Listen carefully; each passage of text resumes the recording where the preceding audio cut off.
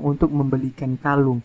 Dia membuatkan kotak perhiasan itu dibuat sendiri oleh Dusik.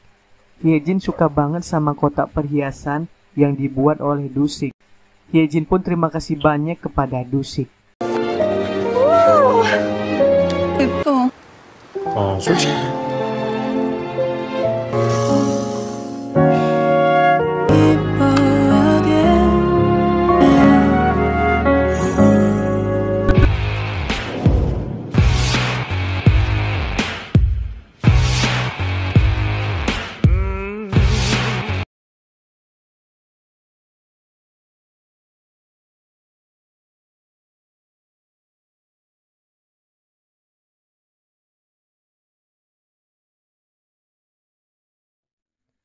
Ketika Hyejin pergi ke rumahnya Dusik, Hyejin berharap mereka bakal bisa menghabiskan waktu berdua. Tapi ternyata ketika Hyejin sampai di sana lagi ramai orang-orang di sana. Seluruh warga Gongjin kumpul di rumahnya Dusik. Ternyata mereka melakukan karena Dusik lagi ulang tahun. Setelah itu mereka menyiapkan semua makanan dan juga termasuk kue ulang tahun. Dusik pun meniup lilin dari kue yang diberikan oleh warga Gongjin. 잡채 좀 많이 덜어놓으라니.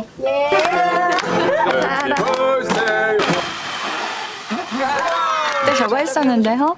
그때 그 3등 케이크 Setelah itu, Hyejin dan juga Dusik pun menghabiskan waktu berdua dengan masuk rumahnya Dusik. Di mana Dusik kepengen banget nyoba masakan yang dibawa sama Hyejin.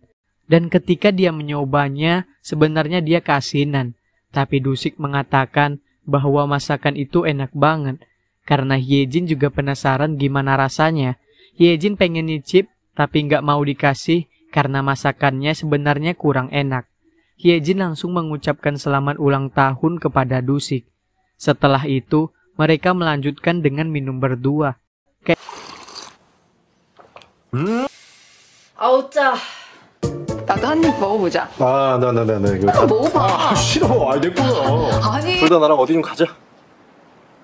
홍 반장님 집 진짜 멋있어요. 이거 서목태다. 어때? 저희 아버지가 몸이 좀 불편하셔서 서목태가 어혈도 풀어주고 마비증에 좋다. Esokan harinya, Dusik pun memberikan nasihatnya kepada Sung Hyun yang lagi galau. Karena dia mau ditinggal sama penulis Wang sampai-sampai dia nggak mau makan. Di sini pun Dusik sebenarnya tahu kalau penulis Wang suka sama Sung Hyun. Tapi Sung Hyunnya sendiri itu nggak peka sama sekali. Dan di sini pun Dusik memberikan nasihat untuk lebih peka kepada orang yang disukai. 누는 것 때문에 그래? 안 하고? 그냥 뭐 너 생각해? 그럼? 예전에 나한테 그러더라. 자기가 치수만 한 말일까? 이게 뭐예요? 그게 독칼이라고. 생각도 못했는데 이렇게 챙겨주시고. Teman-temannya Hyejin ternyata datang ke desa Gongjin karena ada urusan dan mereka sekalian mau main golf. Mereka pun mengunjungi klinik giginya Hyejin. Teman-teman Hyejin itu suka pamer dan secara nggak langsung menghina klinik gigi tempat Hyejin. 운전솜씨라더니. 우리 너무 꼭 인형의집 같다. 우리 이러고 있지 말. Dan ketika mereka juga pergi ke kafenya Chunjae, mereka juga menghina kafenya Chunjae. 인테리어도 그렇고 분위기가 좀 촌스럽네. Dan di sini juga mereka menanyakan kepada Hyejin apakah ia sudah mempunyai pacar. Hyejin langsung mengatakan bahwa dia sudah memiliki seorang pacar. Dan ketika itu juga, kebetulan Dusik datang ke sana dan dengan bangganya Hyejin kenalkan Dusik kepada teman-temannya sebagai pacarnya. 오빠. 저희 내일 골프 치러 갈 건데 같이 안 가실래요? Setelah itu, temannya Hyejin mengajak Hyejin dan juga Dusik untuk ikut serta bermain golf esok harinya. Dusik pun menyetujui hal tersebut. Walaupun sebenarnya Hyejin takut kalau Dusik nggak bisa bermain golf. 오빠. 왜 자꾸 오빠라 그래? 대체 왜 간다고 했어? 고마워. 잘 입고 잘 쓰고 잘 반납하. Besoknya mereka langsung pergi ke tempat golf dan Hyejin memiliki permintaan kepada Dusik, di mana dia mengatakan bahwa untuk hari ini aja Dusik harus berbicara formal kepada teman-temannya. Ketika Hyejin bertemu dengan temannya, di sana kedua temannya Hyejin langsung terpesona dengan penampilan Dusik. Hyejin pun semakin bangga memiliki pacar Dusik. 오늘 딱 하루만 못 알아볼 뻔했어요. 완전 Setelah itu, mereka langsung pergi ke lapangan golf. Dusik pun langsung menunjukkan kemampuannya bermain golf. Yang ternyata kemampuannya Dusik luar biasa dan membuat teman-temannya Hyejin kagum kepada Dusik.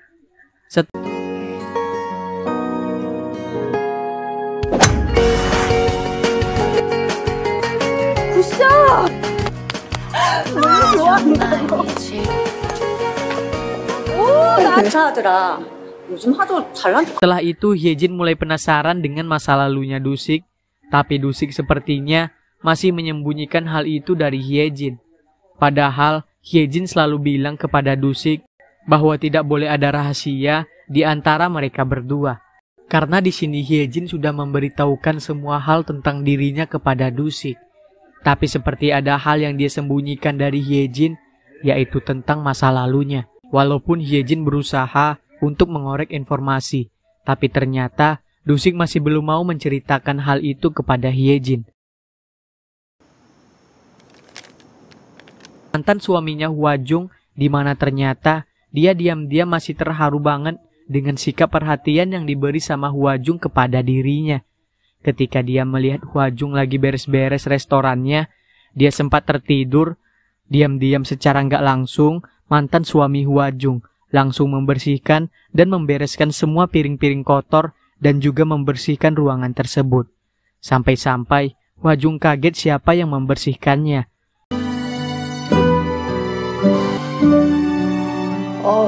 설거지가 다 돼서 이모가 다시 왔다가 Yuncul dan juga Pyomi semakin mesra, di mana Yuncul yang masih polos banget, sampai-sampai saat dia mengajak Pyomi kencan, dia baca di internet gimana film yang bagus, kafe yang bagus, dan yang lainnya. Lalu Pyomi memberikan pengertian kepada Yuncul kalau Pyomi itu nggak peduli. Yang penting dia tetap bisa bersama Yuncul, sudah membuat dia bahagia. 같이 보면 의미 있고요. 그리고 우리 연애에는 매뉴얼이 없어요. 손잡는 걸 건너뛰어서 죄송합니다. Kemudian Dusik tiba-tiba aja teringat tentang masa lalunya dia ketika dia lagi membereskan baju-bajunya dia. Namun di sini masih dilihatkan sekilas di mana dia sempat berbincang dengan perempuan yang ada di foto Dusik yang ada di bukunya dia. 아, 나 이런 옷이 처음이야. 너무 잘 Kemudian Sung Hyun mencoba membujuk penulis Wang untuk tidak resign, tapi ternyata penulisnya mengatakan bahwa dia sudah yakin dan juga teguh dengan pendiriannya.